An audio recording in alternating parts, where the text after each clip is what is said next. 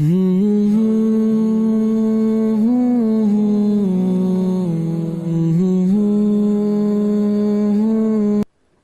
صفا on line کے خاص پروگرام مذاکرہ میں آپ کا استقبال ہے۔ میں ہوں منور سلطان۔ 8 مارچ عالمی یوم خواتین، انٹرنیشنل ویمنس ڈے بڑے دھوم دھام کے ساتھ منایا جاتا ہے۔ اس دن خاص طور پہ عورتوں کے حقوق کی بات کی جاتی ہے۔ اگر ہم عورتوں کے حقوق کی بات کریں تو ہمیں 2 طرح کے حقوق ملتے ہیں، 2 پیمانے ہیں یا 2 پیرامیٹر ہے۔ ایک وہ حقوق ہیں جو اسلام نے عورتوں کو دیے ہیں، جہاں پہ خاندان کو بیس بنایا ہے اور عورت کو ایک نئی نسل کی تیاری کے لیے آمادہ کیا گیا ہے، دیگر جملہ حقوق کے ساتھ۔ دوسرا پیمانہ، دوسرا پیرامیٹر ہے مغرب کا تصور، عورت اور مرد دونوں کی آزادی کا تصور، مساوات مرد و زن، اور جس کے نتیجے میں ہم دیکھتے ہیں کہ آج عورتیں سڑکوں پر، چائے خانوں میں اور تجارت کے نام پہ جگہ جگہ نظر آتی ہیں۔ یہ 2 پیمانے ہیں۔ تو آج ہم بات کریں گے ان دونوں پیمانوں کے بارے میں کہ عورت بحیثیت عورت مغرب میں انہیں کیا حقوق حاصل ہو رہے ہیں اور کن بنیادی چیزوں سے انہیں ہاتھ دھونا پڑ رہا ہے، دوسری طرف اسلام میں انہیں کیا حقوق مل رہے ہیں۔ تو آج ہمارے ساتھ اس موضوع پر بات کرنے کے لیے انتہائی اہم مہمان موجود ہیں۔ محترمہ رخسانہ نکھت لاری صاحبہ، جو کرامت پی جی کالج کی سابق پرنسپل ہیں، سماجی کارکن ہیں اور ایک اسکالر ہیں۔ ہم بات کریں گے اس موضوع پہ۔ محترمہ، آپ کا ہمارے پروگرام میں استقبال ہے۔ السلام علیکم ورحمۃ اللہ وبرکاتہ۔ مجھے بہت خوشی ہے کہ آپ میرے کچھ خیالات لوگوں تک پہنچانا چاہتے ہیں، اور میں کوشش کروں گی کہ آپ کی امید پہ پوری اترے۔ جی، جیسا کہ میں نے عرض کیا کہ 2 طرح کے حقوق ہمیں ملتے ہیں۔ ایک وہ حقوق جو اسلام نے عورتوں کو دیے ہیں، اور دوسرے وہ حقوق، بلکہ وہ نعرے مرد و زن کے مساوات کے۔ تو دونوں حقوق کو اگر سامنے رکھیں اور ایک موازنہ کریں، کمپیریزن کریں، آپ خود اسکالر ہیں، تو آپ کو کیا لگتا ہے کہ عورت کو بحیثیت عورت عزت، وقار، سکون مغربی تہذیب میں ہے یا اسلامی حقوق میں ہے؟ آپ کیا اس سلسلے میں کہتے ہیں؟ جہاں تک ایک انسان، ایک خاتون ہونے کی حیثیت سے اور ایک مسلمان ہونے کی حیثیت سے، میں تو یہی کہوں گی کہ عورت کو جو حقوق خدا تعالیٰ نے قرآن پاک میں دیے ہیں اور جس کو نبی کریم محمد مصطفیٰ صلی اللہ علیہ وسلم نے اپنے زمانے میں کر کے دکھا دیا عملی طور پہ، جی، وہ سب سے بہترین ہے۔ اس کے آگے کسی نے کوئی چیز، کسی ازم نے، جی، چاہے وہ سوشلزم ہو، کمیونزم ہو، امپیریلزم ہو، کسی ازم نے وہ چیز پیشی نہیں کی۔ جی، وہ بہت ہی ناقص رہی ہے ہمیشہ۔ جی، اور عورت کی جو عزت ہے، وہ جس طریقے سے خدا تعالیٰ نے کرنے کو کہا گیا ہے، اگر ہماری پریکٹس اسی طرح ہوتی، یہ افسوس کی بات ہے کہ ایک دور آیا مسلمانوں پہ جب کچھ 100 سال کے بعد انہوں نے وہ بہت ہی منحرف ہو گئے، بہت ہی ہٹ گئے، اور دوسرے ازم سے، دوسرے سماجی دوسرے قوانین سے اور دوسرے لوگوں سے اتنا متاثر ہو گئے کہ انہوں نے اپنی بہترین چیزیں چھوڑ دیں۔ تو وہ چونکہ عملی طور پہ جو کچھ ہم کرتے ہیں، سوسائٹی کے سامنے وہی آتا ہے، سماج کے سامنے وہی آتا ہے۔ تو ہم نے عمل کرنا چھوڑ دیا۔ احکام تو ہیں ہمارے پاس، ہم اس کا چرچا بھی کرتے ہیں، اپنے اجتماعات میں کرتے ہیں، مولانا صاحبان کرتے ہیں، خواتین اجتماعات کرتی ہیں، لیکن اس پہ پریکٹس، اس پہ عمل کچھ فیصد کیا جاتا ہے۔ تو جب سماج کے دوسرے لوگ، دوسرے مذاہب کے لوگ دیکھتے ہیں تو کہتے ہیں کہ کہاں آپ کی عورتوں کی عزت کی جاتی ہے، بتائیے کیسے عزت ہے؟ تو وہ تو ہماری کتاب نہیں پڑھیں گے، وہ تو ہمارا عمل دیکھیں گے نا۔ تو اس لیے اب آپ حقوق کی بات جہاں تک کرتے ہیں، ایک سب سے پہلی بات انسانی حیثیت۔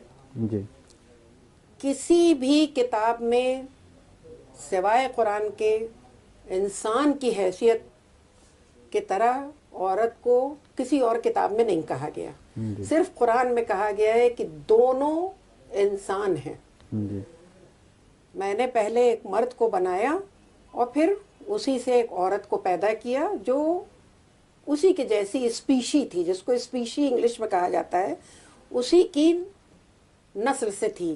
جی جیسے الگ الگ جانور ہوتے ہیں، چڑیوں کی ایک الگ اسپیشی ہے، سمندر کے جانوروں کی ایک الگ ہے، اسی طریقے سے انسان مرد اور عورت دونوں ہیں. جی لیکن انسانی حیثیت سے تو وہ برابر ہیں. اور خود اللہ تعالیٰ نے سورہ احزاب میں فرما بھی دیا ہے دونوں کو ساتھ ساتھ کہ نماز پڑھنے والے مرد اور نماز پڑھنے والی عورتیں، اور روزہ رکھنے والے مرد اور روزہ رکھنے والی عورتیں، اور اپنے شرمگاہوں کی حفاظت کرنے والے مرد اور شرمگاہوں کی حفاظت کرنے والی عورتیں، دونوں کو اللہ تعالیٰ اجر دیں گے. جی اسی طریقے سے اس میں کوئی کمی نہیں ہوگی کسی کی. جو جس نے عمل کیا ہے اس کا پورا پورا اس کو اجر دیا جائے گا آخرت میں. تو انسانی حیثیت سے بالکل برابر ہے. لیکن چونکہ اللہ حکمت والا ہے، اس کو یہ دنیا چلانی تھی. اس دنیا کو چلانے کے لیے عورت مرد کا فزیکل اسٹرکچر، اس کا جو جسمانی ساخت ہے، جسمانی بناوٹ ہے، اس کو فرق رکھا گیا. کیونکہ عورت سے کچھ اور کام لینا ہے، اور یہ جسمانی ساخت صرف جسم سے ہی متعلق نہیں ہے بلکہ دماغ سے بھی متعلق ہے، اس کے جذبات سے بھی متعلق ہے. عورت بہت نرم دل بھی ہے لیکن ایک طرح سے بہت مضبوط ہے.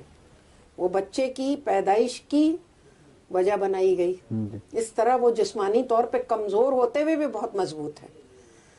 دوسری یہ چیز کہ وہ نرم دل بھی بنائی گئی. آپ دیکھیے جتنے بھی بچوں کے اسکول ہیں، چاہے وہ لڑکوں کے ہوں، لڑکیوں کے ہوں، یا کو ایجوکیشن ہو، جب تک جو پرائمری اسکول ہوتے ہیں اس میں زیادہ تر آپ کو لیڈی ٹیچرز نظر آئیں گے.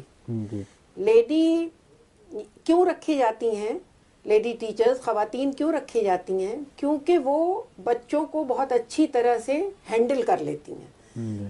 وہ ایک ماں، بہن، بیٹی سب بن کے ان کی بہت اچھی نگہداشت کر لیتی ہیں، کبھی نرمی سے کبھی ڈانٹ کے. ایک مرد نہیں کر پاتا ہے کیونکہ مردوں کے اندر جلد بازی بھی ہوتی ہے، غصہ بھی جلدی آتا ہے. تو وہ ہائر ایجوکیشن میں بہت اچھے رہتے ہیں مرد ایز اے ٹیچر.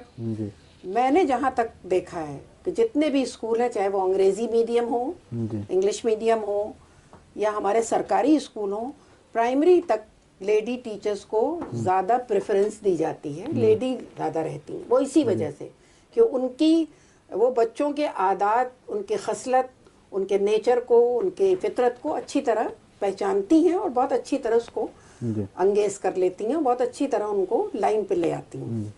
تو یہ یہاں پہ تھوڑا سا فزیکل اسٹرکچر میں، جذباتی اسٹرکچر میں فرق ہے. وہ اس لیے کہ اللہ تعالیٰ کو عورت سے گھر کے اندر کام لینا تھا، اور مرد کی جسمانی ساخت سخت بنائی گئی ہے. دھوپ، گرمی، آندھی، طوفان، یعنی اس کو جیسے انگلش میں کہتے ہیں کہ رف اینڈ ٹف ہے مرد، ویسا بنایا گیا ہے. تو وہ باہر کی دنیا کے چیزیں انگیز کرتا ہے، بہت ہی سخت ماحول ہوتا ہے باہر کا. عورت کو ان چیزوں سے اللہ تعالیٰ نے آزاد کیا ہے. لیکن اس کے باوجود حضور اکرم صلی اللہ علیہ وسلم کے زمانے میں کچھ خواتین نے کچھ کام کیے. ایک جگہ ایک باغ میں گئے آپ صلی اللہ علیہ وسلم، تو ایک خاتون آئیں اور کچھ تازے پھل لے کے آئیں.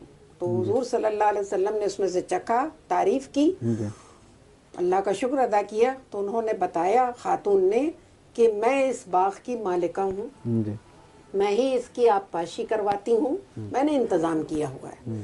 تو حضور صلی اللہ علیہ وسلم خوش ہوئے. یہ تو نہیں کہا کہ نہیں تم چھوڑ دو، تمہارا کام یہ نہیں ہے، کیونکہ حضور صلی اللہ علیہ وسلم نے ظاہر ہے یہ سمجھا ہوگا کہ اس وقت ان کے پاس کوئی مرد نہیں ہوگا تب یہ کرتی ہیں. اسی طریقے سے اور بہت سے کام، بہت سی مثالیں ہیں. اگر یہاں پہ پتہ نہیں وقت ہے اتنا کہ نہیں کہ میں ان مثالوں کو بتاؤں، لیکن حضور اکرم صلی اللہ علیہ وسلم کے زمانے میں عورتوں نے چمڑے کا کام کیا ہے، चराने का काम भेड़ों को किया है, और बहुत से काम किए हैं, यहाँ तक कि रेशम का काम। हुजूर सल्लल्लाहु अलैहि वसल्लम को एक चादर एक खातून ने पेश की, कहा कि ये मैंने अपने हाथ से बनाया। तो हुनर को नहीं मना किया गया है, हुजूर सल्लल्लाहु अलैहि वसल्लम ने उसकी हमेशा तारीफ की और पहना। तो ना कभी मना नहीं किया कि हाँ तुम हुनरमंद हो, हुनर सीखो, तुम्हारे हाथ में हुनर होना चाहिए, लेकिन एक दायरे कार बनाया है जी मर्द और औरत के लिए।